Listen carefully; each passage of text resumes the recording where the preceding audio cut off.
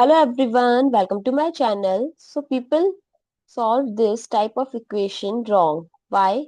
Because they solve it like this: 4 divide 4 1, 6 divide 6 1 and 1 divide 1 as 1, which is a wrong answer.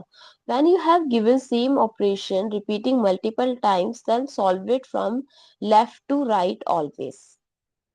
So first rewrite the expression. So from left to right, first 4 divide by 4, then rewrite the left out terms.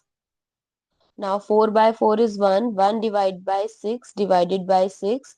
Now again left to right, take two terms at a time. 1 by 6 divided by 6.